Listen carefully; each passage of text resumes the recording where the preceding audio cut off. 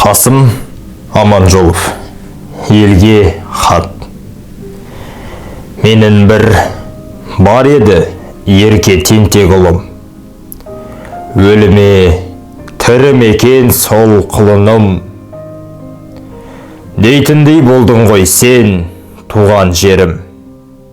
Жоғалдым, зым-зия боп шықпай үнім. Арада өтті 3 жыл ойран топыр, теңіздей тебіренді қала мен қыр, шарықта баспанында жүрген шығар, қанатын өрт шарпыған өлең мен жыр. Көре алмай, содан менің қаршығамды, қан болып жатырма деп құшып шанды, астынан алақанын алыс қарап, іздер ме ата қазақ ақсақалды. Бармын мен, бұл дүниеде жүрмін тірі, жоқсың деп жала жабар қудым бірі, түссем де отқа суға тозар емен, солдаттың етігіндей жаным сірі. Есімде жөнелгенім қанды жолға, туған жер қимағандай мені сонда, жалтақтап жалпақ дала қарай бердің, жүгіріп еріп зорға эшелонға.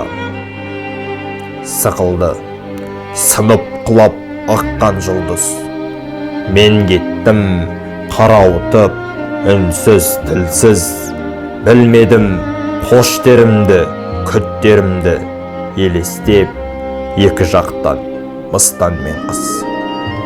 Айнала нұрға шомып бір керемет, ашылды жайнап сол кез ғажап сурет. Болдым мен туып өскен тау даламды, көргендей тұңғыш рет, не соңғы рет. Түпкілеп жапырағын оқ жегенде қараушем, аянышпен сорлы еменге, жанымның жаннат туын жалын шарпып, достарым сол емендей болдым менде. Қан соқта арасында өліктердің, ажалды өз көзіммен талай көрдім. Достасып бір ыдыстан тағам ішіп, астында бірге ұйықтадық сұр шинелдің. Немене айтып айтпай көрген азап, қалмадым қирап қаусап тек жалғызақ. Мың есе білдірдің ғой қадірінді, атынан айналайын ата қазақ.